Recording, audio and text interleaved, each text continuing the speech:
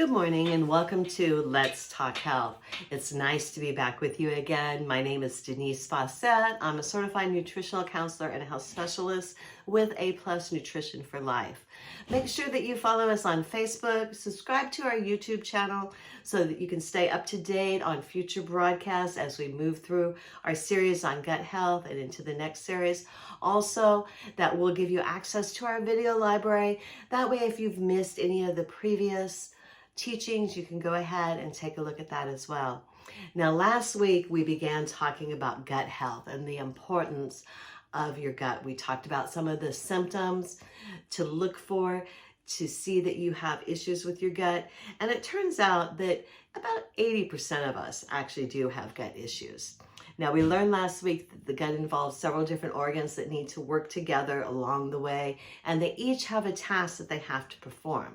And for us to be in optimum health, each phase of that, our digestion and our elimination, must work properly. If there's anything out of sync, it can affect us not only physically, but emotionally and spiritually as well. As I mentioned last week, our gut is often called our second brain. Scientists actually call this brain the ENC, or the enteric nervous system, which means it's internal. And it's not so little. It's actually more than 1 million nerve cells that line your gastrointestinal tract from your esophagus to your rectum. Now, unique to each individual, the microbiome is different, just like your DNA is different. Everybody is different. Now, it consists of tens of trillions of microorganisms, and it can actually weigh up to 6 pounds. 95% of your body's serotonin is in the gut. Now, people call serotonin that feel-good hormone because that is what helps us to feel good, is the serotonin. And 95% of that is in our gut. So if our gut is off, that also makes our emotions off. If you're dealing with brain fog, anxiety, depression, and many of the symptoms that we spoke about last week, it's time to check your gut. Now, let's talk a little bit about the function of our gut. Its main function is to keep things moving through your body properly. It helps to propel the food along the way and your drink through your digestive tract. It's also responsible for contracting the muscles, relaxing, so that everything goes into your intestines, everything's well mixed so that you can get your nutrients.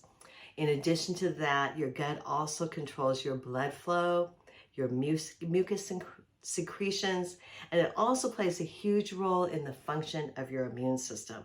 We've been talking about the importance of your immune system to protect us from viruses, to protect us from disease, to keep our bodies healthy. Your gut is also responsible for the performance of the organs all throughout your digestive systems. Now, it can tell the difference between what the body needs as far as the nutrients it needs, and also the harmful pathogens, the microorganisms that your body doesn't want. And it helps to get rid of those germs. Now, we're going to dive a little deeper into that second brain. Now, I got to ask you this, and I'm sure we've all said this at a time, I'm going to go with my gut feeling, or just I have a bad feeling in my gut. And we oftentimes don't realize that that is actually our brain speaking to our gut. When you feel butterflies in your stomach and you're nervous, that signals from your second brain. The walls of your digestive system contain what's called the brain in the gut. And we're beginning to realize, scientists are beginning to realize that there's a link between your digestion, your mood, your health, and even the way you think. They have realized that your gut or your second brain might actually trigger emotional shifts, especially people that deal with IBS, with irritable bowel syndrome, other bowel problems such as constipation, diarrhea, bloating, upset stomach and such. Oftentimes that affects their mental health. And for the longest time, scientists actually believed that those things caused the constipation or the diarrhea, that it caused the IBS.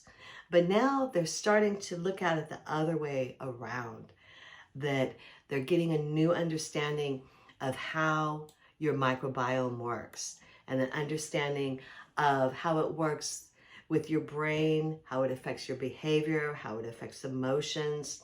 They're actually beginning to realize that people that suffer from depression and issues like that, more often than not, also have stomach issues, that they have IBS issues and things such as that. That may explain why more than normal, about 30 to 40% of the population has bowel issues and also have emotional issues at the same time, because the two are linked. As we move forward, we're going to go ahead and we're going to take a look at things to help improve your digestive system. They also know that your gut health can affect your thinking skills, your memory. Right now we're discovering through Johns Hopkins University, they're doing some studies right now involving the interaction between the nerve signals in your brain, your gut, and your microbiome, knowing that they all three work together. So we know that if you improve your gut, it improves the communication between your gut and your brain, which will improve your overall health. So I want to leave you with a couple of things that you can do to improve your gut health. We talked last week about making sure you eat enough fruits and vegetables, drinking plenty of water. This week I want to talk to you about a couple more things as far as foods and ways that you can improve your gut health by the foods that you put into your body. One of the most important things you want to do is increase your intake of fiber. That has a huge effect on your gut. One of the best foods for gut health is fiber, because the bacteria, they like to feast on the fiber. So we want to make sure we have plenty of fiber. Now, an average male needs to eat 34 grams of fiber, and a woman should consume 28 grams of fiber. You can get fiber from a lot of different sources. One of the best sources that I like to get fiber from, you can get sources from beans, your legumes, you get all kinds of protein from those as well. So you're getting your fiber, you're getting your protein. There's a lot of nutrients in different types of beans. You can do 3-bean salads, you can do bean burritos, you can do chili, you can do soup. You can throw like garbanzo beans, kidney beans, things like that on top of a salad to add to the flavor of the salad. So there's a lot of different things that you can do. You can also get fiber from your whole wheat bread, whole wheat pasta. You want to go with your whole grain pasta, not your white pasta. You want to go with your brown rice. Brown rice has a lot of fiber in it. White rice really doesn't offer much fiber. It's also higher on the glycemic index. So if you're dealing with sugar issues, you want to go with the whole grains. Stay away from the white rice, the white sugar, the white bread. Go with your whole grains, your whole wheat. Popcorn is also a great source of fiber. Now, this is, of course, if you don't load it down with tons of butter and salt. That takes the healthful benefits away from it. So you want to go ahead and do that in moderation. You don't want it to be drowned in salt and pepper. That kind of defeats the whole purpose behind it. Nuts are also a very good source of fiber. Your almonds, your pecans, walnuts have more fiber than other nuts. Walnuts are very good for you. They're very healthy. They've got antioxidants. They've got very healthful nutrients that you can use on a regular basis. Also, you want to pay attention to probiotic foods, things such as sauerkraut. You can drink kombucha. Yogurt is also another good probiotic food. Sauerkraut, dill pickles, some of your cheeses, salami, things like that. Also prebiotics. Now, prebiotics also are one of the things that you want to, because if you're not getting your fiber, your prebiotics, and your probiotics, then your gut is not going to be able to function in the way that it's supposed to. So your prebiotics, you can get those from things such as your leafy greens. And we've talked about making sure that you eat your green leafy vegetables. Use your leaf lettuces, your romaine, use your kale, your spinach, things like that. Try to stay away from iceberg lettuce. It doesn't have as many nutrients as your leafy greens. Asparagus, bananas, onions, garlic, you can add those to your sandwiches. I like to make chicken salad. I'll throw some bell peppers. I'll just throw some onions in there. Tuna salad, things like that. You're getting your protein and you're also getting your vegetables. So those are some things that you can do. Until I see you next, make sure that you go ahead and you start to add some fiber to your diet. Add some prebiotics, some probiotics. We'll be putting up information throughout the week to give you a better idea of some sources of fiber, some sources of your probiotics and your prebiotics as well. I want to thank you for joining us today. And I do hope that you did get some useful information that will help to guide you on your path to health and wellness. We're open for any questions. If you have questions about today's presentation or just health questions in general that you need an answer to, please make sure to PM me so that way I can go ahead and address those for you. No question is too small or too big to ask, and there may be somebody else out there that has that same question. So please don't hesitate to ask us questions. Now I want to let you know that today's presentation was brought to you by Prevailing Word Christian Center in Lancaster, California. Please make sure to follow Prevailing Word Christian Center on Facebook. Also subscribe to the YouTube channel, Prevailing Word Christian Center CA, and that way you can go ahead and stay abreast on the messages that are coming out, not only through our wellness presentations, but also our Sunday morning service and our Wednesday evening Bible study as well.